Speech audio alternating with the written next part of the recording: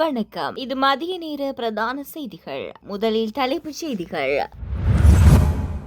எரிபொருள் விலைகள் சடுதியாக அதிகரிப்பு. நேற்று நள்ளிரவு முதல் புதிய விலைகள் அமுல். இலங்கைக்கு கடல்சார் பாதுகாப்பு ஏன் முக்கியத்துவம் என்று நன்கு புரிகிறது. கொழும்பு துறைமுக நடவடிக்கைகளை பார்வையிட்ட அமெரிக்க ராஜதந்திரி செர்ஜியோ தெரிவிப்பு. திருகோணமலை புத்தர் சிலை விவகாரத்தில் உங்கள் செயல்பாடு வேதனை அளித்தது. சஜித்திடம் தமிழரசு கட்சி விசனம். இந்து சமுத்திர பிராந்திய நாடுகளின் நிலப்பரப்பை வெளிநாட்டு சக்திகள் எவ்வாறு பயன்படுத்துகின்றன? ஆய்வாளர் கிலாந்தி சமரநாயக்க சுட்டிக்காட்டு. யுத்த கால மீறல்களில் முன்னாள் ராணுவ தளபதி தயா ரத்நாயக்கவின் வகிபாகம் என்ன? சர்வதேச உண்மை நீதிக்கான செயற்திட்டத்தின் புதிய அறிக்கையில் தகவல். தமிழர்கள் சிங்களவர்கள் இன ரீதியில் பொது மூலத்தை கொண்டவர்களே. வடமாகாண முன்னாள் முதலமைச்சர் சி.வி. விக்னேஸ்வரன் சுட்டிக்காட்டு. இலங்கை இந்திய கலாச்சார ஒத்துழைப்பு. கொழும்பில் உயர்மட்ட கலந்துரையாடல். யாழ் திருவள்ளுவர் பண்பாட்டு மையம் குறித்து விசேட கவனம்.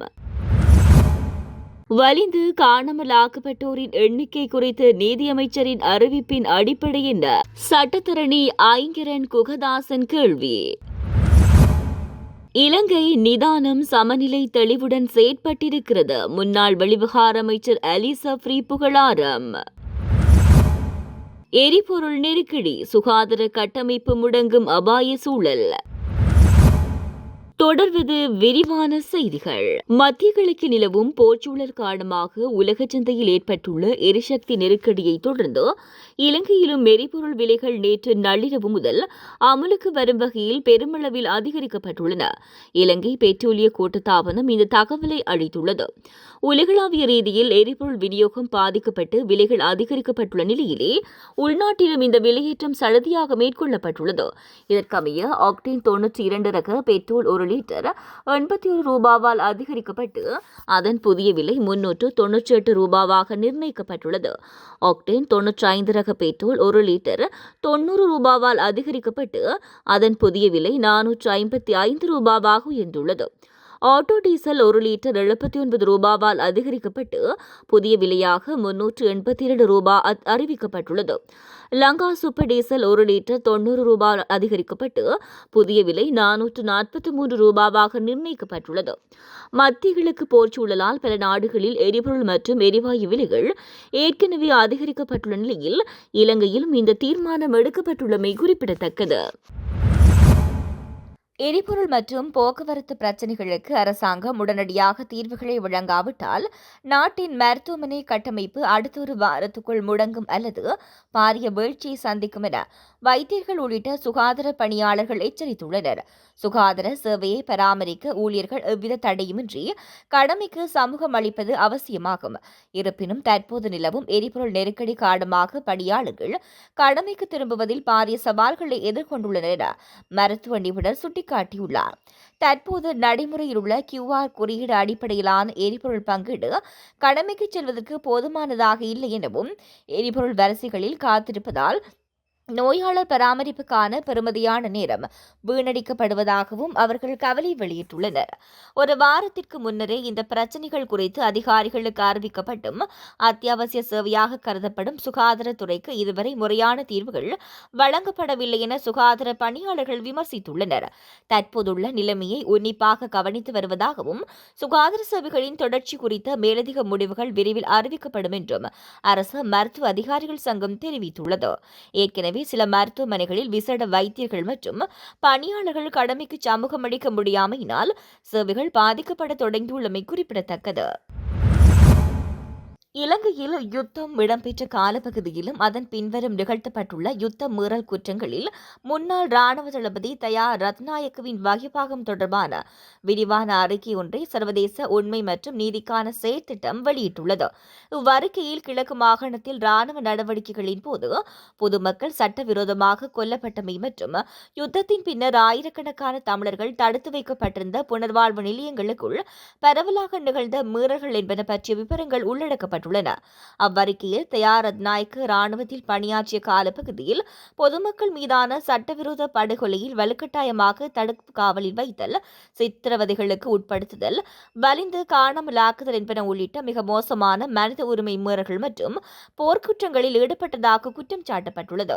குறிப்பாக 2006 மற்றும் 2007 ஆண்டுக்கு இடைப்பட்ட காலப்பகுதியில் கிழக்கு மாகாணத்தில் மேற்கொள்ளப்பட்ட பாரிய இராணுவ நடவடிக்கைகளின் போது பீரங்கிகள், வான்வழி தாக்குதல் உபகரணங்கள் மற்றும் நவீன ஆயுதங்களை பயன்படுத்தி பொதுமக்கள் மீது தாக்குதல்கள் நடத்தப்பட்டதாகவும், அக்கால பகுதியில் பொதுமக்கள் இடம்பெயர்ந்து தஞ்சம் புகுந்திருந்த வாகரையில் உள்ள பாடசாலை ஒன்றின் மீது நடத்தப்பட்ட ஏவுகணை தாக்குதலை இதற்கு உதாரணமாக குறிப்பிட முடியும் எனவும் சர்வதேச உண்மை மற்றும் நீதிக்கான செயற்திட்டத்தின் அறிக்கையில் சுட்டிக்காட்டப்பட்டுள்ளது. அது மாத்திரமன்றி அக்கால பகுதியில் 23வது படைப்பிரிவின் கட்டளை அதிகாரியாக பணியாற்றிய தயாரத்நாயக்க இந்த மீறல்களில் முக்கிய பங்கு வகித்ததாக விவரிக்கப்பட்டுள்ளார். அதேபோன்று யுத்த முடிவுக்கு கொண்டு வரப்பட்டதன் பின்னர் அரசாங்கத்தினால் புனர்வாழ்வு நிலையங்கள் என அழைக்கப்பட்ட கட்டமைப்புகளுக்குள் அடித்து துன்புறுத்துதல், நீருக்குள் மூழ்கடித்தல், மூச்சு திணறச் செய்தல், பாலியல் வன்புணர்வு மற்றும் உளவியல் சித்திரவதைகள் என்பன உள்ளிட்ட பரவலான சித்திரவதைகள் மற்றும் பாலியல் வன்முறைகள் இடம்பெற்றதாகவும் அவ்வறிக்கையில் குறிப்பிடப்பட்டுள்ளது. சிக்கலான பூகோள அரசியல் சூழ்நிலையில் இலங்கை தனது இறையாண்மையையும் தேசிய நலன்களையும் பாதுகாப்பதற்காக சமநிலை, நிதானம் மற்றும் தெளிவுடன் செயற்பட்டிருக்கிறது என குறிப்பிட்டிருக்கும் முன்னாள் வெளிவிவகார அமைச்சர் அலி சப்ரி, ஈரானிய கப்பல் மற்றும் அமெரிக்க விமான விவகாரத்தில் ஜனாதிபதியின் தீர்மானத்தை பெரிதும் பாராட்டியுள்ளார்.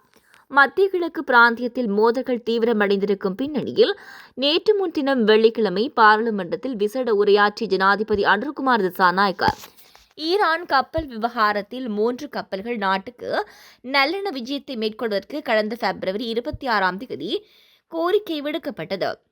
அது குறித்து நாங்கள் ஆராய்ந்து வந்த நிலையில் அன்றைய தினம் மாலை ஐக்கிய அமெரிக்க கடற்படைக்கு சொந்தமான 2 போர் விமானங்கள் மத்தள விமான நிலையத்தில் தரையிறங்குவதற்கு அனுமதி கோரப்பட்டது. போர் மூலம் சூழல் நிலவியதால் நாம் 2 தரப்பினரின் கோரிக்கைக்கும் அனுமதி வழங்காமல் நடுநிலையாக செயல்பட்டோம் என குறிப்பிட்டிருந்தார். கொழும்பு துறைமுக நடவடிக்கைகளை சென்று பார்வையிட்டுள்ள தெற்கு மற்றும் மத்திய ஆசியாவுக்கான அமெரிக்க விசேட பிரதிநிதி செர்ஜியோ கோர் இந்த முக்கியமான மையம் தெற்காசியாவை உலகளவிய சந்தைகளுடன் எவ்வாறு இணைக்கிறது என்பதும், இங்கு கடல்சார் பாதுகாப்பு ஏன் முக்கியத்துவமானது என்பதும் தனக்கு நன்கு புரிந்திருப்பதாக குறிப்பிட்டுள்ளார்.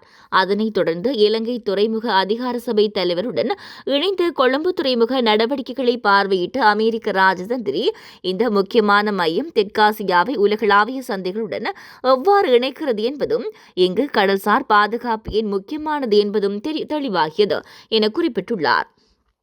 மத்திய கிழக்கு பிராந்தியத்தில் மோதல்கள் தீவிரமடைந்திருக்கும் பின்னணியில் நாட்டுக்கு வருகை தந்திருக்கும் தெற்கு மற்றும் மத்திய ஆசியாவுக்கான அமெரிக்க விசேட பிரதிநிதி செர்ஜியோ கோர் ஜனாதிபதி அனுர்குமார் திசாநாயக்க உள்ளடங்கலாக அரசாங்கத்தின் உயர்மட்ட பிரதிகளுடன் சந்திப்புகளை நடத்தியிருந்தார். அந்த வகையில் நேற்று முன்தினம் வெள்ளிக்கிழமை திரைசேரியின் செயலாளர் கலாநிதி ஹர்ஷன சூரிய பெரும, இலங்கை மத்திய வங்கியின் ஆளுநர் கலாநிதி நந்தலால் வீரசிங்க ஆகியோர் உள்ளடங்கலாக நாட்டின் பொருளாதார துறைசார் முக்கியஸ்தர்கள் சந்தித்த செர்ஜியோ கோர் இலங்கைக்கும் அமெரிக்காவுக்கும் இடையிலான பொருளாதார பங்காண்மை மற்றும் வணிக தொடர்புகளின் முறையான ஆற்றலை வெளிக்கொண்டுவதற்கான வழிவகைகள் குறித்து அவர்களுடன் விரிவாக கலந்துரையாடினார். அதேவேளை பாதுகாப்பான மற்றும் வெளிப்படைத்தன்மை வாய்ந்த வர்த்தகத்தை மேம்படுத்தவும், துறைமுக செயல்திறனை மேம்படுத்துவதற்கான தற்போதைய முயற்சிகளுக்கு ஆதரவளிக்கவும் இரு நாடுகளுக்கும் இடையே நிலவும் கூட்டாண்மை உதவும் என்றும் அவர் தெரிவித்துள்ளார். வலிந்து காணாமல் ஆக்கப்பட்டவர்கள் தொடர்பில் பரணகம ஆணைக்குழுவிடம் 22,000க்கும் மேற்பட்ட முறைப்பாடுகள் அளிக்கப்பட்டன. அதேவேளை காணாமல் போனோர் பற்றிய அலுவலகம் அதன் விசாரணைகளை இன்னமும் முடிவுறுத்தவில்லை. அவ்வாறிருக்கையில் நீதி அமைச்சரால் பாராளுமன்றத்தில் முன்வைக்கப்பட்ட எண்ணிக்கை எதன் அடிப்படையில் மதிப்பிடப்பட்டது என சட்டத்தரணி ஐங்கரன் குகதாசன் கேள்வி எழுப்பியுள்ளார். வலிந்து காணாமல் ஆக்கப்பட்டோர் எண்ணிக்கை தொடர்பில் சாணக்கியன் பாராளுமன்றத்தில் நேற்று முன்தினம் வெள்ளிக்கிழமை எழுப்பிய கேள்விக்கு பதிலளித்து உரையாற்றிய நீதி மற்றும் தேசிய ஒருமைப்பாட்டு அமைச்சர் ஹர்ஷன நாணயக்கார இறுதிக்கட்ட யுத்தத்தின் போது காணாமல் போனோர் குறித்த மதிப்பீடுகளில் இன்னமும் கணிசமான அளவு நபர்கள் கணக்கில் வராமல் உள்ளனர் என்பதை அரசாங்கம் ஒப்புக்கொள்கிறது. இந்த எண்ணிக்கைகள் ஒவ்வொரு காலப்பகுதியிலும் மாறுபடுகின்றன. எவ்வாறிருப்பினும் காணாமல் போனோர் பற்றிய அலுவலகத்தின் அண்மைய மதிப்பீடுகளின்படி அந்த எண்ணிக்கை 2764 ஆகும் என குறிப்பிட்டிருந்தார். அமைச்சர் வெளியிட்ட இந்த தகவலை மேற்கோள் காட்டி தனது உத்தியோகபூர்வ எக்ஸ்தல பதிவில் கேள்வி ஒன்றை எழுப்பியிருக்கும் சட்டத்தரணியும் சிவில் செயற்பாட்டாளருமான ஐங்கரன் குகதாசன் அமைச்சரால் வெளியிடப்பட்ட இந்த தரவுகள் எவ்வாறு பெறப்பட்டன என்பதை அறிய விரும்புவதாக குறிப்பிட்டுள்ளார். அதேவேளை இது முக்கியமான கேள்வி என குறிப்பிட்டிருக்கும் சர்வதேச நெருக்கடி கண்காணிப்பு குழுவின் தெற்காசிய பிராந்திய ஆய்வாளர் அலன் கீனன் காணாமல் போனோரின் எண்ணிக்கை நீதி அமைச்சினால் முன்வைக்கப்பட்ட எண்ணிக்கையை விட பல மடங்கு அதிகம் என்பது சகல ஆய்வாளருக்கும் சுயாதீன அவதானிகளுக்கும் தெரியும் என்று தெரிவித்துள்ளார். தற்போது இந்திய பெருங்கடலில் உள்ள சிறிய நாடுகளை பொறுத்தமட்டில் வெளிநாட்டு சக்திகள் தமது நிலப்பரப்பை பயன்படுத்துவது குறித்து நிலவும் கரிசனைகளை எவ்வாறு கையாள்வது என்பதுதான் முக்கிய பிரச்சனையாக இருப்பதாக வாஷிங்டனை தளமாக கொண்டு இயங்கி வரும் இந்து சமுத்திர பிராந்திய பாதுகாப்பு தொடர்பான ஆய்வாளர் நிலாந்தி சமரநாயக்க சுட்டிக்காட்டியுள்ளார். மத்திய கிழக்கு பிராந்தியத்தில் மோதல்கள் தீவிரமடைந்திருக்கும் பின்னணியில் நேற்று முன்தினம் வெள்ளிக்கிழமை பாராளுமன்றத்தில் விசேட உரையாற்றிய ஜனாதிபதி அனுர்குமார் திசாநாயக்க ஈரான் கப்பல் விவகாரத்தில் 3 கப்பல்கள் நாட்டுக்கு நல்லெண்ண விஜயத்தை மேற்கொள்வதற்கு கடந்த பிப்ரவரி 26 கோரிக்கை விடுக்கப்பட்டது. அது குறித்து நாங்கள் ஆராய்ந்தறிந்த நிலையில் அன்றைய தினம் மாலை ஐக்கிய அமெரிக்க கடற்படைக்கு சொந்தமான 2 போர் விமானங்கள் மத்தள நிலையத்தில் தரையிறங்குவதற்கு அனுமதி கோரப்பட்டது. போர் மூலம் சூழல் நிலவியதால் நாம் அவ்விரு தரப்பினரின் கோரிக்கைக்கும் அனுமதி வழங்காமல் நடுநிலையாக செயற்பட்டோம் என குறிப்பிட்டிருந்தார். உலகளாவிய ரீதியில் போர் பதற்றம் தீவிரமடைந்திருக்கும் தற்போதைய சூழ்நிலையில் ஜனாதிபதி வெளியிட்ட இந்த தகவல் சர்வதேச மட்டத்தில் விசேட கவனம் பெற்றிருக்கிறது. அப்பதிவில் ஹம்பாந்தோட்டைக்கு அருகே மத்தள விமான நிலையத்தை நிர்மாணிப்பதில் சீனாவின் வகிபாகம் குறித்து பல்வேறு சர்ச்சைகள் நிலவுகின்ற போதிலும் அமெரிக்கா உள்ளிட்ட பல நாடுகள் அந்த விமான நிலையத்துக்கு உட்பிரவேசிக்க விரும்புவது முரணானதொரு விடயமாக இருப்பதாக சுட்டிக்காட்டியுள்ளார். அதேவேளை தற்போது இந்திய பெருங்கடலில் உள்ள சிறிய நாடுகளை பொறுத்தமட்டில் வெளிநாட்டு சக்திகள் தமது நிலப்பரப்பை பயன்படுத்துவது குறித்து நிலவும் கரிசனைகளை எவ்வாறு கையாள்வது என்பது தான் முக்கிய பிரச்சனையாக காணப்படுவதாகவும் குறிப்பிட்டுள்ளார். இலங்கையில் உள்ள சிங்களவர்களும் தமிழர்களும் இன ரீதியாக ஒரு பொதுவான மூலத்தை கொண்டவர்கள் என்பதிலும் எமது இருமொழிகளினால் மட்டுமே நாம் வேறுபடுகின்றோம் என்பதிலும் சந்தேகமில்லை.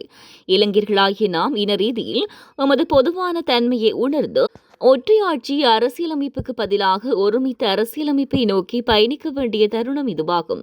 ஒருமித்த அரசியலமைப்பானது சிவில் மற்றும் அரசியல் உரிமைகள் தொடர்பான சர்வதேச சமவாய சட்டத்தின் 1ஆம் பிரிவின்படி வடக்கு மற்றும் கிழக்கு மாகாணங்களில் வாழும் தமிழ் பேசும் மக்களுக்கான சுயாட்சி உரிமையை வழங்கும் என தமிழ் மக்கள் கூட்டணியின் தலைவரும் முன்னாள் பாராளுமன்ற உறுப்பினருமான சி.வி. விக்னேஸ்வரன் சுட்டிக்காட்டியுள்ளார்.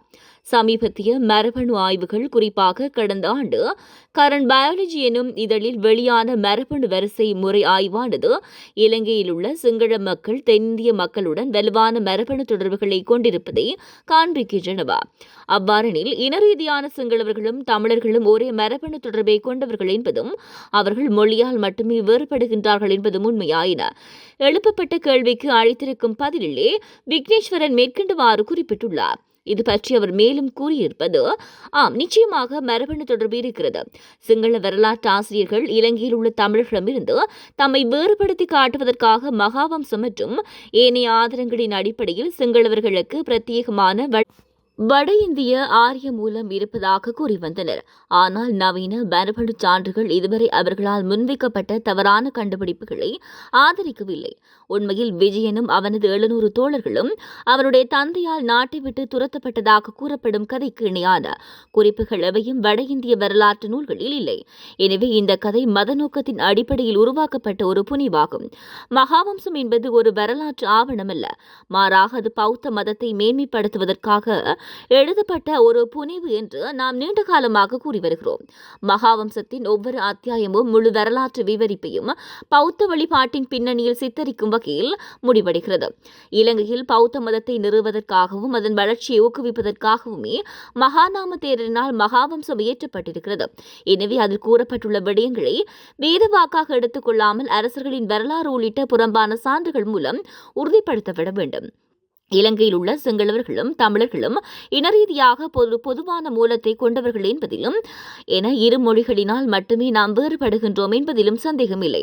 நான் 1950களில் ஆரம்பத்தில் கொழும்பு ரோயல் கல்லூரியில் பயின்ற வழியில் கீழ்நாட்டு சிங்களவர்கள், மேல்நாட்டு சிங்களவர்கள், யாழ்ப்பாண தமிழர்கள், மட்டக்களப்பு தமிழர்கள், மலையக தமிழர்கள், ஏனைய இலங்கை தமிழர்கள், சோனகர், மலாயர்கள் மற்றும் ஏனைய முஸ்லிம்கள், பரங்கிகள் என சகல இனங்களைச் சேர்ந்த மாணவர்களும் ஒன்றாக படித்தோம். நாம் ஆங்கில மொழியாலும் நமது பாடசாலையினால் பிணைக்கப்பட்ட ஒரு குடும்பமாக இருந்தோம். எனினும் 1956ஆம் ஆண்டு அரசியல் காரணங்களுக்காக கொண்டுவரப்பட்ட தனிச்சிங்கள சட்டம் எமது ஒற்றுமையை மிக மோசமாக பாதித்தது என குறிப்பிட்டுள்ளார். கடந்த ஜனாதிபதி தேர்தலில் இலங்கை தமிழரசு கட்சி உங்களுக்கு ஆதரவளித்த போதிலும் அண்மையில் திருகோணமலை புத்தர் சிலை விவகாரத்தில் நீங்கள் செயற்பட்ட விதம் எமக்கு மிகுந்த வேதனை அளிக்கும் வகையிலே அமைந்திருந்தது என்று எதிர்க்கட்சித் தலைவர் சஜித் பிரேமதாசவிடம் தமிழரசு கட்சி பாராளுமன்ற குழு உறுப்பினர்கள் சுட்டிக்காட்டியுள்ளனர். எதிர்க்கட்சித் தலைவர் சஜித் பிரேமதாச தலைமையிலான குழுவினருக்கும் இலங்கை தமிழரசு கட்சியின் பாராளுமன்ற குழு தலைவர் ரா சாணக்கியன் தலைமையிலான பாராளுமன்ற குழுவினருக்கும் இடையிலான சந்திப்பொன்று நேற்று முன்தினம் வெள்ளிக்கிழமை காலை 8:45 மணி தொடக்கம் 9:30 மணி வரை பாராளுமன்றத்தில் உள்ள எதிர்க்கட்சித் தலைவர் அலுவலகத்தில் நடைபெற்றது. அதனைத் தொடர்ந்து கருத்துரைத்த தமிழரசுக் கட்சியின் பிரதிகள் கடந்த வருட இறுதியில் பெரும் சர்ச்சைக்குள்ளான திருகோணமலை புத்தர் சிலை விவகாரத்தில் சஜித் பிரேமதாசவின் அணுகுமுறை தமக்கு மிகுந்த வேதனை அளித்ததாக சுட்டிக்காட்டினார். குறிப்பாக கடந்த ஜனாதிபதி தேர்தலின் போது முல்லைத்தீவு மாவட்டத்தில் உங்களுக்கு ஆதரவாக நான் களப்பணியாற்றினேன். இருப்பினும் திருகோணமலை புத்தர் சிலை விவகாரத்தில் சஜித் பிரேமதாசவின் நிலைப்பாடு தவறானதாக இருப்பதாக நீங்கள் கூறியதால் தானே நாங்கள் அவருக்கு வாக்களித்தோம். இது பற்றி உங்களால் அவர்களுடன் பேச முடியாதா என்றும் அம்மாவட்ட மக்கள் என்னிடம் கேட்கிறார்கள் என துரைராசா ரவிகரன் கரிசனை வெளியிட்டார். அதற்கு பதிலளித்த சஜித் பிரேமதாச குருந்தூர் மலையில் ராணுவத்தினர் அடாவடித்தனத்தில் ஈடுபட்ட போது அதற்கு எதிராக தானும் தமிழ் மக்களுடன் களத்தில் நின்று ஆர்ப்பாட்டத்தில் ஈடுபட்டதாகவும், எனவே எந்தவொரு மதத்துக்கு அநீதி இழைக்கப்பட்டாலும் தான் அதற்கு எதிராக முன்னிற்பதாகவும் விளக்கமளித்தார். இதையடுத்து இது பற்றி பிறிதொரு தினத்தில் கலந்துரையாடுவதற்கு தீர்மானிக்கப்பட்ட அதேவேளை இந்த மனக்கசப்புகளை சீர் செய்யும் நோக்கில் எதிர்வரும் ஏப்ரல் மாதம் 8ஆம் தேதி ராப்போசன விருந்துக்கு வருகை தருமாறு தமிழரசுக் கட்சி பாராளுமன்ற உறுப்பினர்களுக்கு சஜித் பிரேமதாஸ் அழைப்பு விடுத்தமை குறிப்பிடத்தக்கது.